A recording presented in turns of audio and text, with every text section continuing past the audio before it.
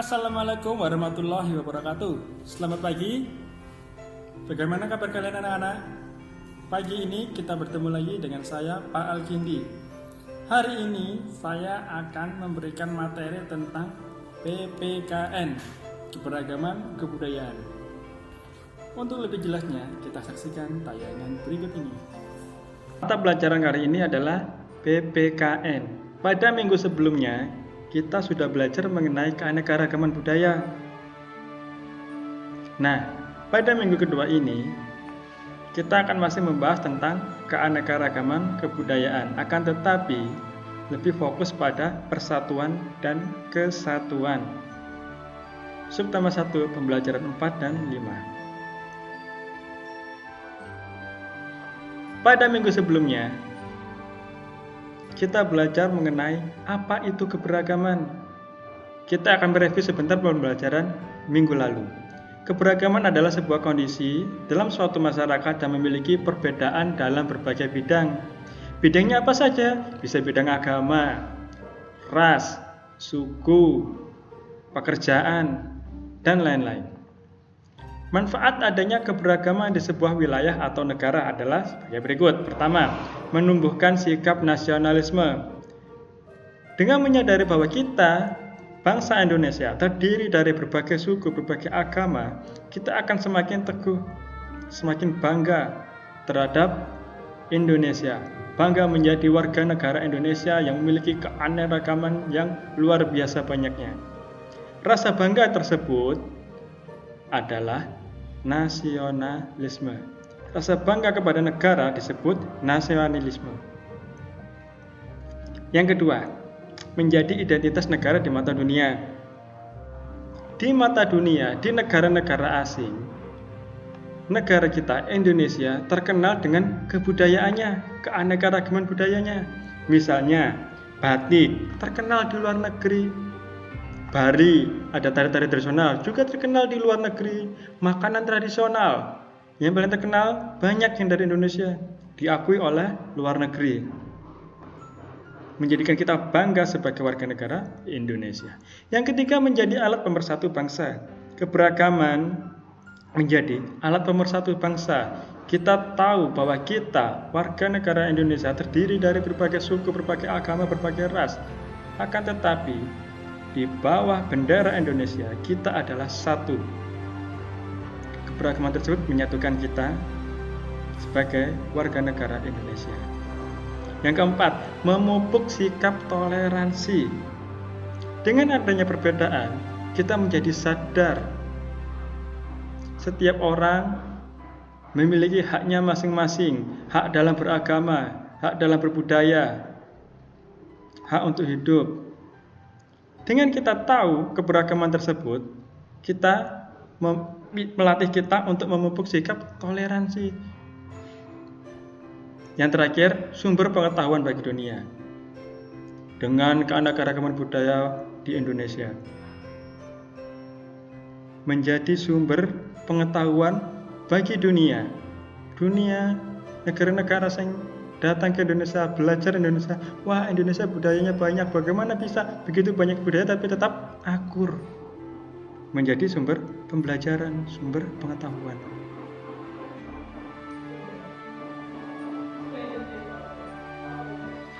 Nah, kembali lagi mengenai persatuan dan kesatuan. Pada bab ini kita akan belajar 3 hal. Yang pertama, pengertian dari persatuan dan kesatuan. Yang kedua, sikap yang mencerminkan persatuan dan kesatuan di lingkungan masyarakat. Yang ketiga, sikap yang mencerminkan persatuan dan kesatuan di lingkungan sekolah. Pengertian dari persatuan dan kesatuan. Mungkin dari kalian akan bingung, loh Pak, persatuan dan kesatuan kan sama-sama satu, bedanya apa? Persatuan dapat diartikan kumpulan bagian-bagian yang disatukan. Sebagai contoh, puzzle, kepingan-kepingan puzzle. Proses penyatuannya disebut persatuan.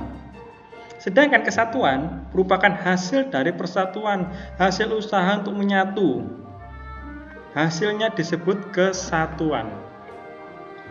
Kekompakan sangat penting untuk mewujudkan persatuan dan kesatuan. Tanpa adanya kekompakan, apa yang akan terjadi? Berantem, ingin menang sendiri, tidak rukun, tidak damai. Jika itu semua terjadi, maka persatuan dan kesatuan tidak akan pernah terwujud.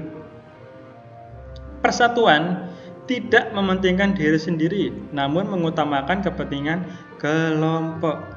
Tidak boleh egois mementingkan hak diri sendiri, tidak boleh.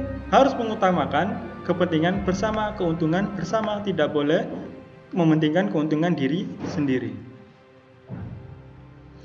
Menunjukkan sikap persatuan dan kesatuan dalam bermasyarakat sangatlah penting dan harus kita lakukan. Kenapa harus? Seperti tadi yang sudah Bapak jelaskan, pentingnya kesatuan dan persatuan. Nah, berikut ini adalah beberapa contoh sikap yang mencerminkan perilaku tersebut.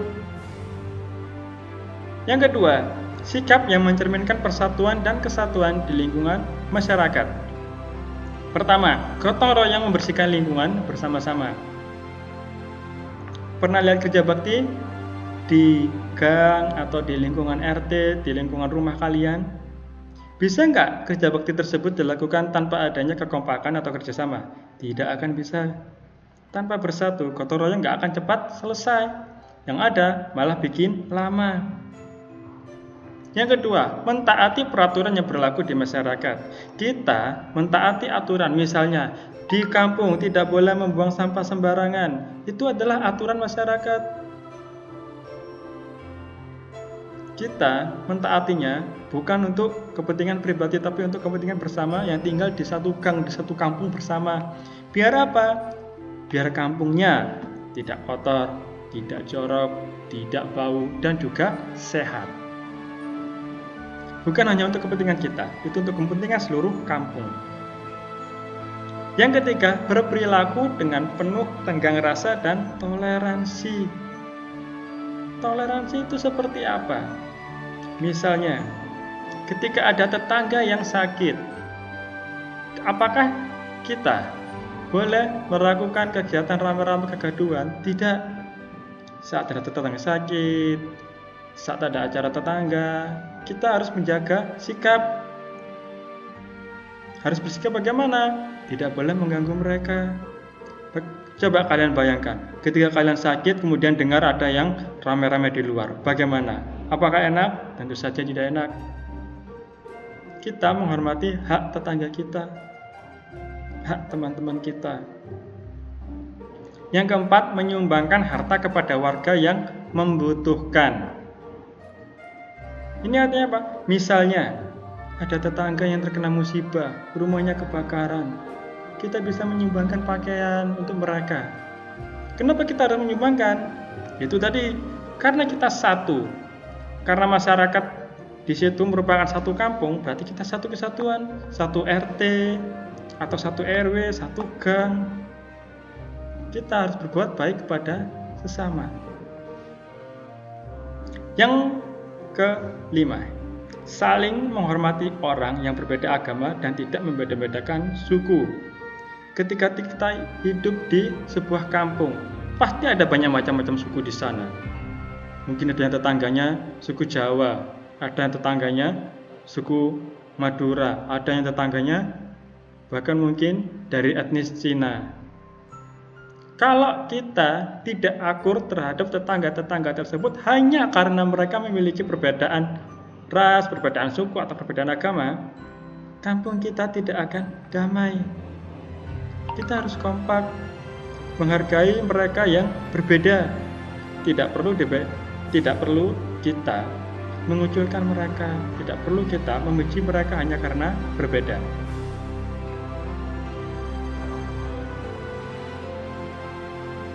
Ketiga, sikap yang mencerminkan persatuan dan kesatuan di lingkungan sekolah. Tadi kan sudah masyarakat, di kampung, di gang, di RT.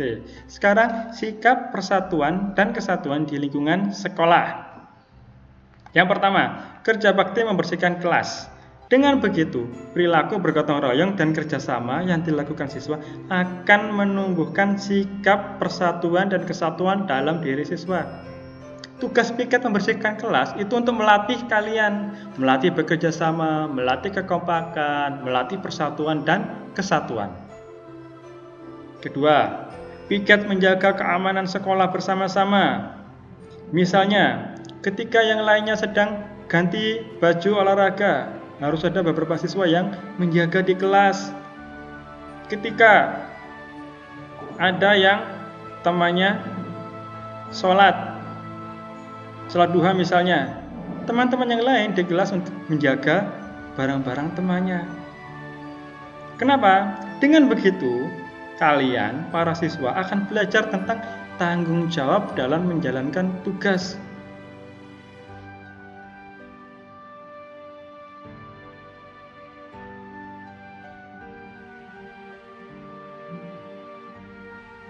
Yang ketiga, menjenguk teman sekelas yang sakit. Dengan begitu memunculkan karakter kepedulian dalam diri siswa. Meskipun siswa yang sakit memiliki budaya dan keyakinan berbeda dengannya. Hanya karena agamanya beda, atau hanya karena dari suku yang berbeda. Ketika sakit kita nggak jenguk, itu nggak boleh. Kita tetap menjenguk. Meskipun kita berbeda agama, berbeda suku, berbeda ras, tetapi kita tetap satu warga negara Indonesia. Kita tetap sama, sesama manusia, sesama makhluk Allah Subhanahu wa Ta'ala. Kita harus saling menyayangi sesama makhluk ciptaan Allah Subhanahu wa Ta'ala. Membantu teman yang kesulitan. Dengan begitu, siswa atau kalian akan menumbuhkan rasa empati terhadap sesama.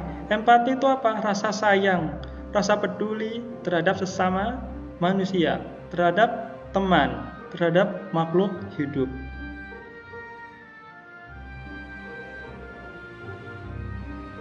Menghormati teman yang berbeda agama.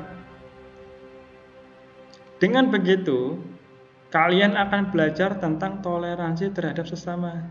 Sikap toleransi sangat penting untuk dimiliki siswa, dimiliki kalian. Karena, kenapa penting? Hal tersebut akan menjadi bekal ketika hidup bermasyarakat dengan berbagai suku, ras, dan agama.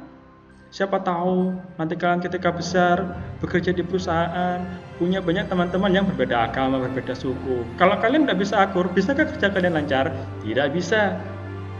Pekerjaan kalian akan cepat selesai, akan lancar ketika kalian kompak, akur dengan teman.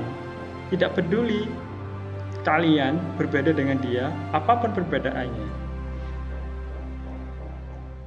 Nah, setelah penyampaian materi dari saya, berikutnya adalah tugas. Tugasnya sederhana. Yang pertama, membaca teks berjudul Menghormati Keragaman Suku, Bangsa, dan Budaya. Teks tersebut ada di halaman 40. Dan untuk pertanyaan, jawablah pertanyaan di halaman 41. Soal nomor 1 sampai 5 di buku tulis seperti kemarin. Sekian dari saya. Assalamualaikum warahmatullahi wabarakatuh. Tetap sehat, jaga kebersihan.